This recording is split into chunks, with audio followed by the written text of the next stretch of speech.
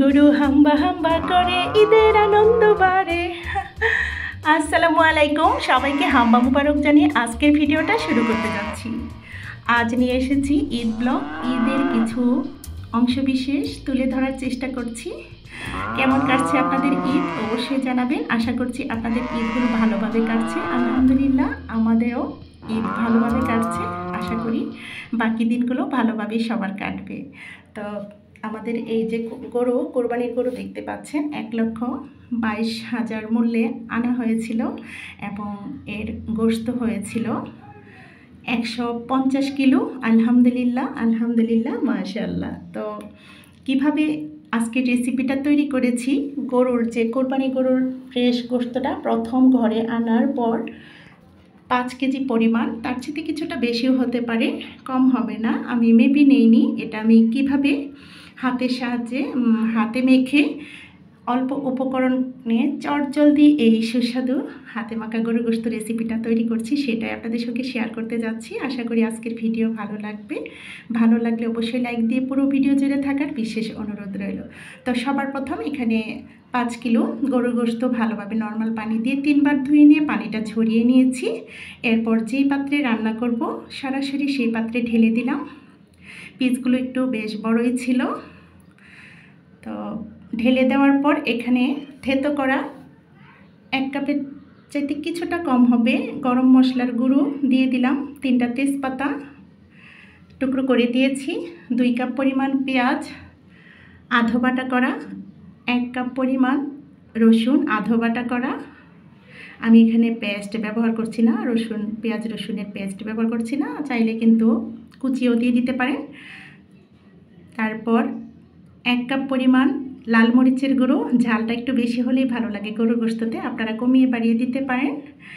এরপর এখানে 1/2 কাপ পরিমাণ জিরা গুঁড়ো, 1/2 কাপ পরিমাণ ধনিয়া গুঁড়ো, 1/2 কাপ পরিমাণ হলুদ গুঁড়ো, 1/2 কাপের চাইতে কিছুটা কম হতে পারে, 1/2 কাপ পরিমাণ আদা গুঁড়ো, আপনারা চাইলে কিন্তু পেস্ট ব্যবহার করতে পারেন, আদার পেস্ট দিয়ে এখানে 1.5 কাপ পরিমাণ সয়াবিন তেল দিয়ে স্বাদ মতো লবণ দিয়ে হাতের সাহায্যে খুব ভালোভাবে মেখে নিচ্ছি। দেখতে পাচ্ছেন একদম কবজি ডুবিয়ে কিন্তু আমি মেখে নিচ্ছি। আমি অফ ক্যামেরায়ও খুব ভালোভাবে ধৈর্য সহকারে কিন্তু এটা মেখে নিতে হবে। অফ ক্যামেরায় মেখে নিয়েছিলাম। অনেকক্ষণ সময় নিয়ে মেখে নিলে টেস্টটা আরও দ্বিগুণ হয়ে যায়। তো ভালোভাবে মেখে নিয়ে এবার যে হাতটা ধুয়ে পানি দিয়ে দেব। এখানে গরম মশলা যে রেখেছিলাম সেইগুলো ভাসছিল, সেই পানিটাতে আমি হাতটা ধুয়ে পানিটা ছড়িয়ে দিয়েছি। দিয়ে ঢেকে আমরা চুলাতে বসিয়ে দেব। প্রথম অবস্থায় মিডিয়াম টু হাই ফ্লেমে জাল করে নেব 10 মিনিট।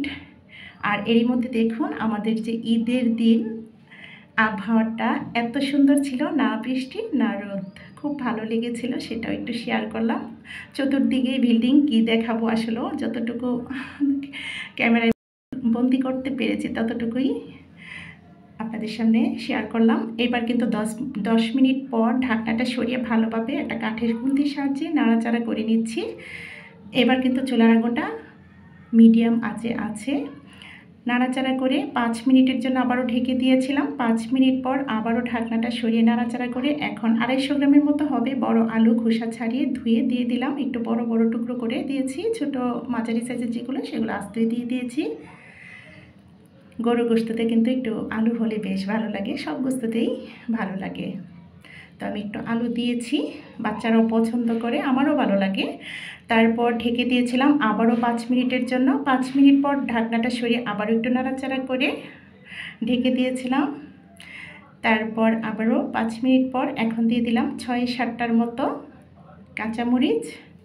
আগেই বলেছি ঝালটা আপনারা আপনাদের পছন্দ অনুসারে কমিয়ে বাড়িয়ে দিতে পারেন।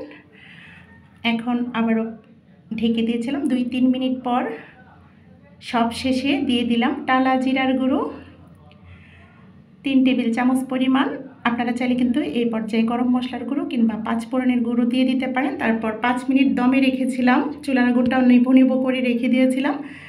তারপর 5 মিনিট পর চুলার আগুন বন্ধ করে দিয়ে দেখুন ফাইনাল লুক। আলহামদুলিল্লাহ কোরবানির ফ্রেশ গরুর গোশত রান্নাটা হাতে মাখা একদম অল্প উপকরণে দিয়েছি রান্নাটা করেছি। আমি কিন্তু এখানে কোনো আহামরি কোনো মশলা ব্যবহার করিনি। আর রেসিপিটা, গরুর গোশতের রেসিপিটা এতটা সুস্বাদু হয়েছিল কি বলবো, আপনারা দেখে বুঝে নেন। দেখতে না যতটুকু লোভনীয় ছিল, খেতে দুর্দান্ত স্বাদের হয়েছিল।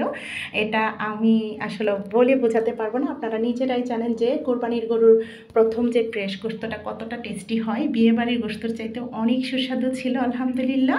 এবার আমি একটা সার্ভিং বলে সার্ভ করে দেখিয়ে দিচ্ছি। ছোট বড় সবাই কিন্তু সন্তুষ্ট সহকারে খেয়েছিল আলহামদুলিল্লাহ। কোরবানি ঈদে আমরা অনেক ব্যস্ত থাকি, চাইলেই কিন্তু এইভাবেই সহজেই আমরা এই গরু গোশত রেসিপি তৈরি করে নিতে পারি এবং হঠাৎ করে মেহমান চলে আসলে এভাবে বেশি গোশতগুলো রান্না করে নিতে পারি। আহামরি কোনো মশলার প্রয়োজন নেই। তো আমি একটা ভেঙে দেখিয়ে দিচ্ছি। আশা করি আজকের সহজ রেসিপিতে গরু গোশত রেসিপি আপনাদের ভালো লেগেছে। যদি এই ধরনের সহজ ও নতুন নতুন টিপস সহকারে রেসিপি পেতে চান তাহলে অবশ্যই লাইক, কমেন্ট, শেয়ার করতে ভুলবেন না। চ্যানেলটাকে সাবস্ক্রাইব করার বিশেষ অনুরোধ রইল। তো পরবর্তী ভিডিও দেখার আমন্ত্রণ রেখে আপনাদের সবার সুস্বাস্থ্য কামনা করে আজকের মতো ভিডিওটা এখানেই শেষ করব। সবাই ভালো থাকবেন, সুস্থ থাকবেন। আপনাদের ঈদ খুব ভালোভাবে কাটুক সেই প্রত্যাশায়। আল্লাহ হাফেজ। আসসালামু আলাইকুম।